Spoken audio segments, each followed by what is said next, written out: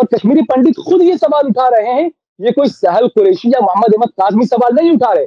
कश्मीरी पंडित खुद ये बोल रहे हैं कि उस फिल्म के अंदर ये दिखाया जाना चाहिए था कि उस वक्त सरकार किसकी थी, उस वक्त आडवाणी कहाँ थे, उस वक्त वाजपेयी कहाँ थे। तो ये तमाम सवाल उठ रहे हैं। उस वक्त गवर्नर कौन था? कई ट्वीट्स बड़े-बड़े लोगों की तरफ से आए, हिंदुत्व के जो पैरोकार बनते हैं उनके, कि एक बार आप कश्मीर फाइल देखकर आ जाइए, आपके दिमाग से रोजगार का, महंगाई का ये तमाम भूत उतर जाएगा।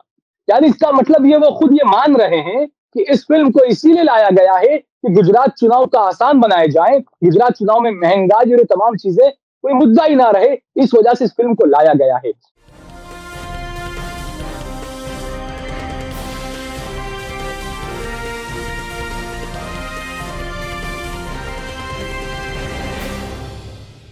हेलो, नमस्कार, आदाब, सत श्री अकाल और अस्सलाम वालेकुम। मैं हूं मोहम्मद अहमद काज़मी, लेकर आया हूं आपका पसंदीदा कार्यक्रम आपके रूबरू। पूरे देश में एक चर्चा है, वो है कश्मीर फाइल्स फिल्म की। वो इस वक्त क्यों लॉन्च की गई है, 5 राज्यों के इलेक्शन के बाद ही आखिर ऐसा क्यों हुआ है, और इसमें क्या कुछ दिखाया जा रहा है। इसमें 2 अलग-अलग किस्म की ओपिनियन सामने आ रही हैं। एक तो वो तबका है जिसमें प्रधानमंत्री जी ने खुद ही ये बात कही कि इससे नई नस्ल को सही हिस्ट्री की मालूमात होगी। लेकिन एक दूसरा तबका है, वो ये कहता है कि कश्मीरी पंडितों को वहां उस वक्त के गवर्नर जगमोहन ने एक तरह से निकाला था, उन्हें निकलने का मशवरा दिया था, ना कि कश्मीरी लोगों ने कोई उन पर ज्यादतियां की थी। लेकिन अब तकरीबन ऐसे पेश किया जा रहा है जैसे जर्मनी में नाज़ियों ने यहूदियों के साथ जो कुछ किया था, उसको एक तरह से उस तरह से उसे पेश किया जा रहा है। अब आने वाले वक्त में इलेक्शन बहुत से होने वाले हैं। 2024 में नेशनल इलेक्शन होंगे, उससे पहले भी कई राज्यों के इलेक्शन हैं। इस साल दिसंबर में हिमाचल प्रदेश और गुजरात के इलेक्शन हैं।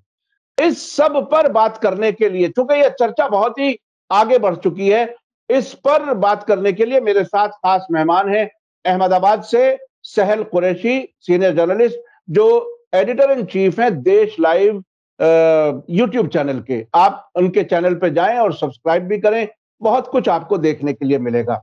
सहल कुरैशी साहब, वेलकम है आपका। मीडिया स्टार वर्ल्ड को आपने वक्त दिया, और मैं भी, आप भी, और इस तरह से जो यूट्यूबर्स हैं वो अपने अपने काम में बिजी रहते हैं। आमतौर पर कम ही मौका होता है कि आपस में भी बात की जाए। सहल कुरैशी साहब, आप बताइए कि आप चूंकि गुजरात से हैं, अहमदाबाद में हैं, और वहां का गुजरात मॉडल आप देख चुके हैं। आपने एक वीडियो की है जिसमें कश्मीर फाइल्स के साथ गुजरात फाइल्स का जिक्र किया है। आखिर क्या है, क्या कुछ आपने बताना चाहा है, और क्या कुछ कहना चाहते हैं आप देश को? जी, काज़ी साहब, महोदय, काज़ी साहब, बहुत-बहुत शुक्रिया आपका कि आपने इस डिबेट के लिए मुझे यहाँ पर इनवाइट किया। और बड़ा अच्छा ये एक मुद्दा है, क्योंकि ये कहीं न कहीं हिंदुस्तान की रूह से जुड़ा हुआ मुद्दा है। इसे इसलिए कह सकते हैं क्योंकि हिंदुस्तान की रूह क्या है महोदय काज़ी साहब, कि हमारे मुल्क ने हमेशा आपसी भाईचारा, सालमियत को हमेशा बरकरार रखा। लेकिन अचानक से कुछ ऐसी चीजें होने लगी कि फिल्में बनाकर, डॉक्यूमेंट्रीज दिखाकर जो युवा धन है, उसके ज़हन के अंदर नफ़रत के बीज डाले गए। कश्मीर फाइल को लेकर आप देखिए कि जो ये इन दिनों इतनी खतरनाक जो चीजें चल रही है, ये कह सकते हैं कि आरएसएस, बीजेपी और जो नफ़रत करने वाली जो लॉबी है, वो कामयाब हुई है उसके एक एजेंडे के अंदर। क्योंकि जो कश्मीर फाइल्स जो मूवी आई, उसके बाद में आप पूरे हिंदुस्तान से, पूरे भारत से आप अलग-अलग थिएटर्स के वीडियो देखेंगे, कहीं पर खड़े होकर कश्मीरी पंडित या जो भी हिंदू ये भाई ये मूवी देख रहे हैं, ये देखने के बाद थिएटर के अंदर ये ऐलान कर रहे हैं, मुसलमानों की लड़कियों को लेके भागना होगा, मुसलमानों की लड़कियों से हम शादी करेंगे, मुकाबला करेंगे, अलग-अलग तरह का।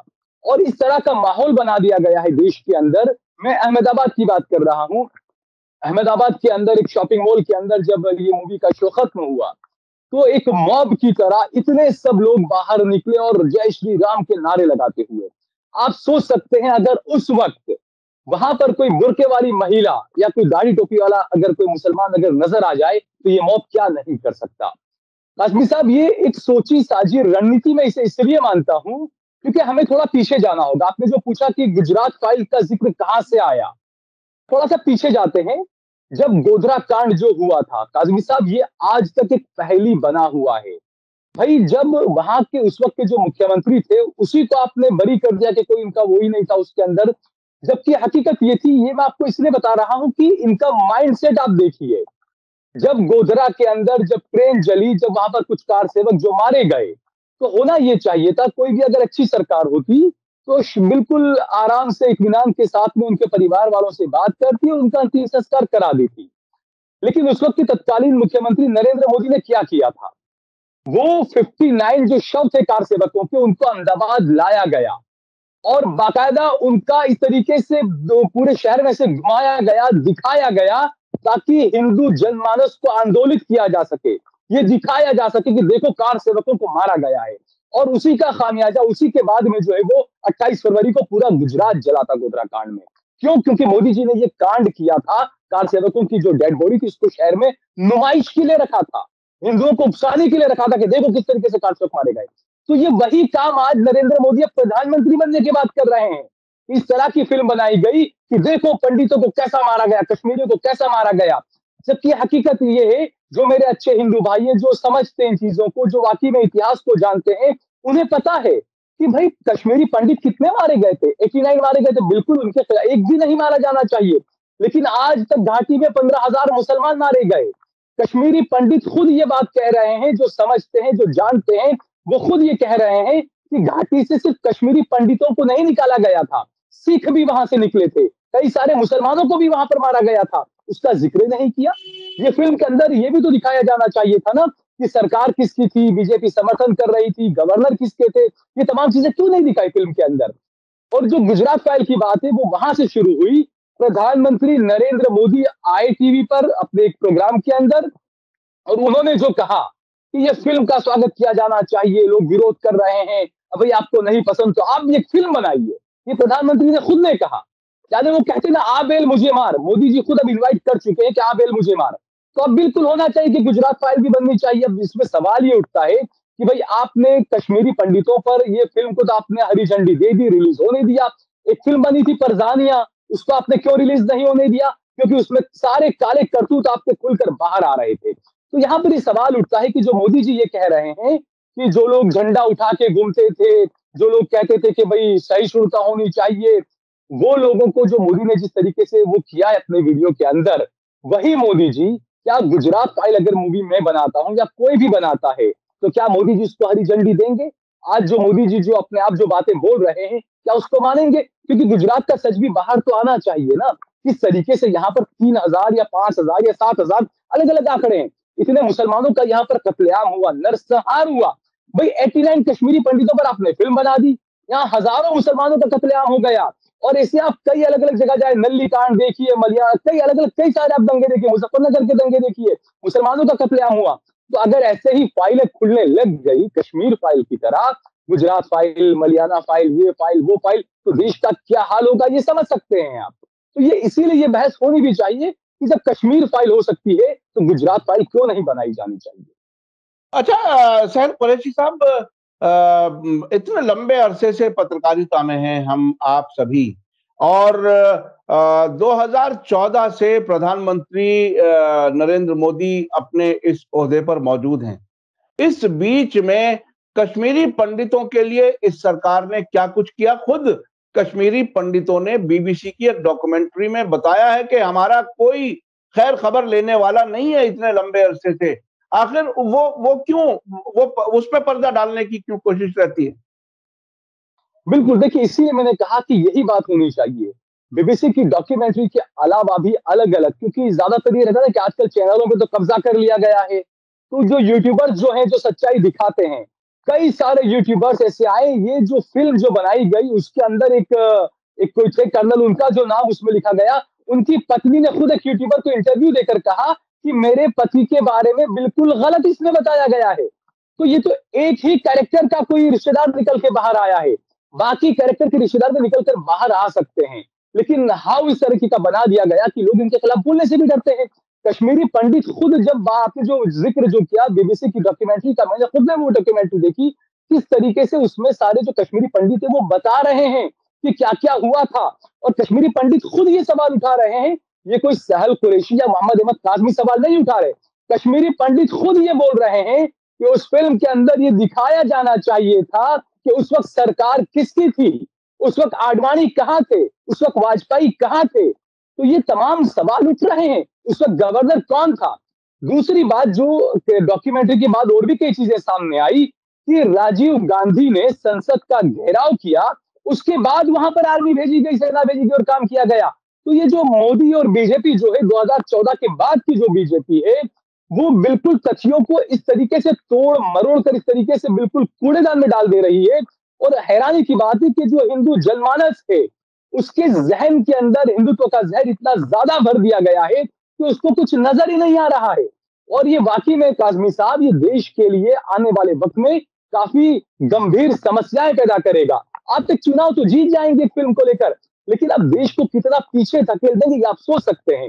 दूसरा, आपने जो कहा कि चुनावों की बयार आने वाली है, और खास बात तो यह है कि गुजरात, जो कि मोदी शाह का गृह राज्य है, तो जैसा मैंने बताया, गुजरात में इन्होंने जिस तरीके से जनमानस को कंट्रोल किया था, शव यात्रा निकाल कर लोगों की, उसी तरीके से ये कश्मीर फाइल भी उसी की एक वानगी है, हिंदू भाइयों को उकसाने की।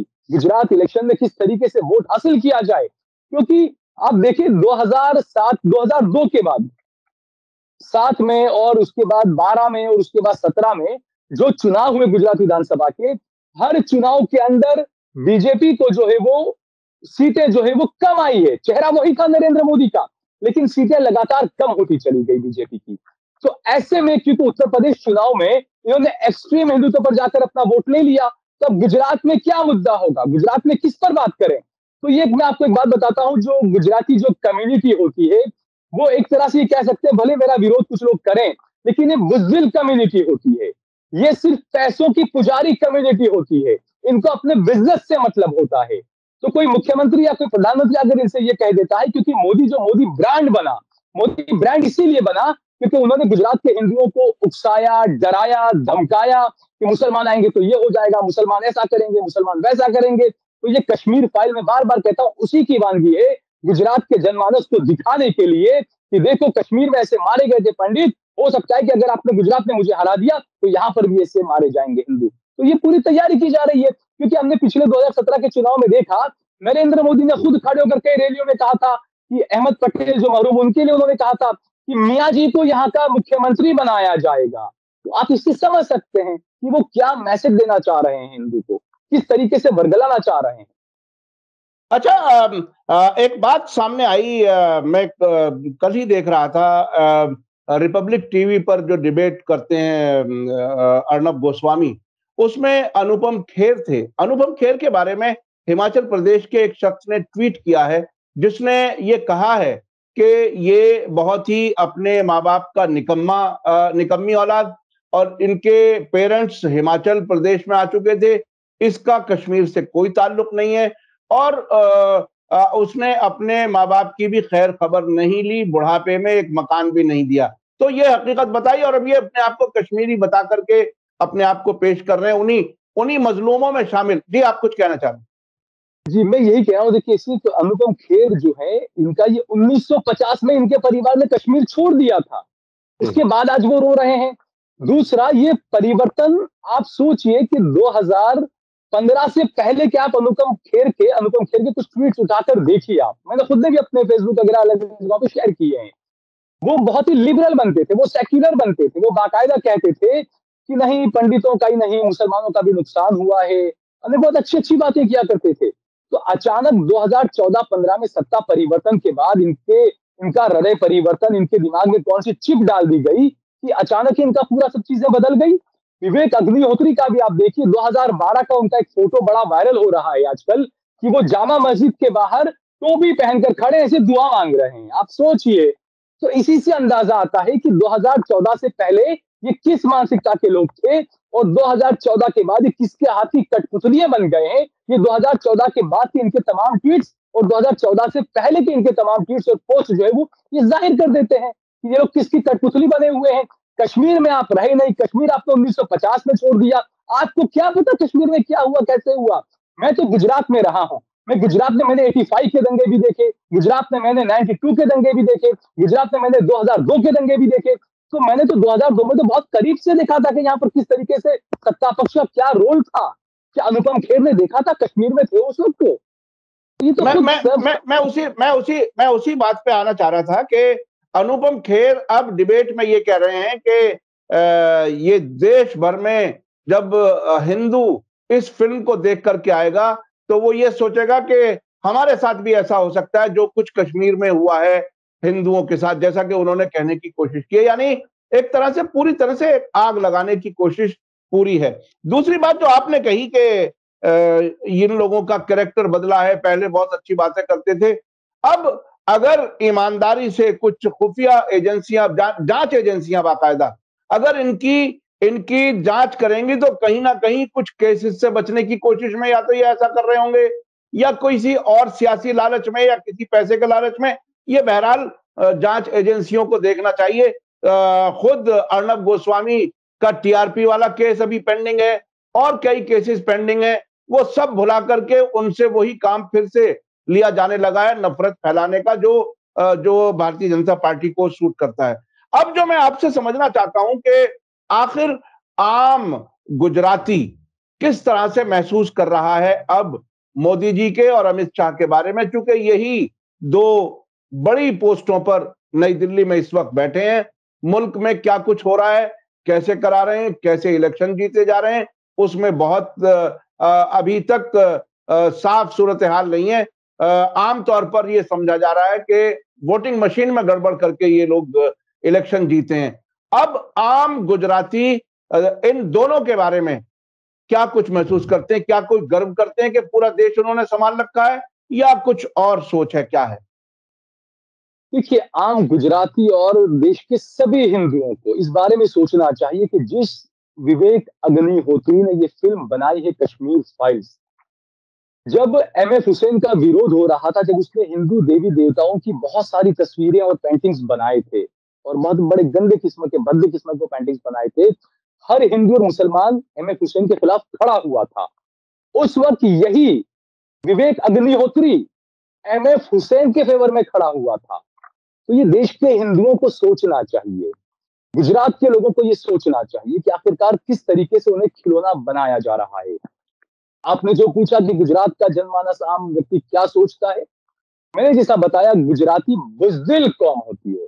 उन्हें सिर्फ पैसों से मतलब होता है। उन्हें अपनी जान का बहुत ज्यादा डर सताता रहता है, क्योंकि उनको ये रहता है कि बस हम पैसा कमाएं और सारी सहूलियत हमें आसानी से मिल जाए, कोई तकलीफ हमें नहीं आनी चाहिए। और इसी का फायदा मोदी ने हमेशा उठाया, आगे भी मोदी इसका फायदा उठाएंगे। कश्मीर फाइल को लेकर जैसा मैंने बताया कि गुजरात के कई सारे थिएटर्स के अंदर माहौल बद से बदतर हो रहा है। और एक हैरानी की बात यह है कि गुजरात की एक नगरपालिका के अंदर बाकायदा एक पंचायत की तरफ से एक पत्र जारी किया गया है कि आप कश्मीर फाइल देखने जाइए और वहां का जो टिकट होगा, अपने थिएटर का जो मूवी का टिकट होगा, वो ओरिजिनल टिकट आप साथ में लेकर आइए। तो आप जो टैक्स भरेंगे उस टैक्स में आपको छूट दी जाएगी। हराम का पैसा है क्या? टैक्स सारा हिंदू ही भरता है क्या? और कई हिंदू भी है जो जो कश्मीर फाइल्स को पसंद नहीं करते हैं। तो वो जो हिंदू भी टैक्स भरता है उसका पैसा भी आप इस तरीके से उड़ाएंगे, टैक्स में छूट देंगे आप। और जो फिल्म बनाई है, जो बता रहे हैं कि आए दिन में 30 करोड़ 35 करोड़ जो इनकम कर रही है, कई वीडियो ऐसे भी आए हैं थिएटर के अंदर पूरा थिएटर खाली पड़ा हुआ है, लेकिन बाहर बोर्ड लगाया गया है हाउसफुल। क्या दिखाने की कोशिश की जा रही है? इसी से पता चल रहा है कि जनमानस को कंट्रोल करने की कोशिश की जा रही है। गुजरात का जो हिंदू है, गुजराती जो है, उसको अपने बिजनेस से मतलब था, रहेगा और हमेशा रहा है। लेकिन हैरानी की बात यह है कि कश्मीर फाइल और ऐसी जो चीजें, जैसा मैंने बताया, गुजरात को, गुजरातियों को दो चीजों की सबसे ज्यादा परवाह रहती है। एक तो अपनी जान की, दूसरा अपने माल की। अब मोदी ने इन दोनों चीजों को लेकर उन्हें इतना ज्यादा बखेड़ा खड़ा करके रख दिया उनके खिलाफ, मुसलमान मार देंगे, मुसलमान मार देंगे। तो इस वजह से गुजरात का जो जनमानस है, और अब तो पूरे देश का यही हाल हो चुका है कि भाई हम 100 रुपए लीटर पेट्रोल भरा लेंगे लेकिन हम लाएंगे तो मोदी को, हम 200 रुपए किलो दाल खाएंगे लेकिन लाएंगे तो मोदी को। तो एक हकीकत बात है काजमी साहब की, देखिए नफरत जो होती है ना, उसकी एक सीमा होती है। आप ज्यादा से ज्यादा कितना खींच के ले जाएंगे इसको? आखिर में तो इंसान को रोटी चाहिए ना पेट के लिए, पैसा चाहिए ना बच्चों को पढ़ाने के लिए।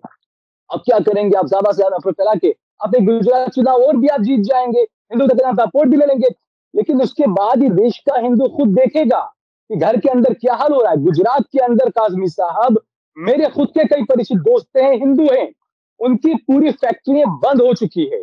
उनको उन पर जो लोन था उसको लेकर बैंक से उन्हें कई नोटिस मिल चुके हैं, इतने ज्यादा बर्बाद हो चुके हैं, लेकिन उसके बावजूद भी मोदी मोदी कर रहे हैं। तो ये देश के लिए काफी खतरनाक चीजें हैं कि आपको क्या आपसे आप देखिए ना, कई ट्वीट्स बड़े बड़े लोगों की तरफ से आए, हिंदुत्व के जो पैरोकार बनते हैं उनके, कि एक बार आप कश्मीर फाइल देख कर आ जाइए, आपके दिमाग से रोजगार का, महंगाई का ये तमाम भूत उतर जाएगा। यानी इसका मतलब ये वो खुद ये मान रहे हैं कि इस फिल्म को इसीलिए लाया गया है कि गुजरात चुनाव का आसान बनाए जाए, गुजरात चुनाव में महंगाई और तमाम चीजें कोई मुद्दा ही ना रहे, इस वजह से इस फिल्म को लाया गया है। गुजरात के अंदर आप रेशियो उठाकर देखें, आप रिसर्च आप देखेंगे, गुजरात के अंदर कई सारे मेरे हिंदू भाइयों ने, नौजवानों ने आत्महत्या की है 2014 के बाद से अब तक।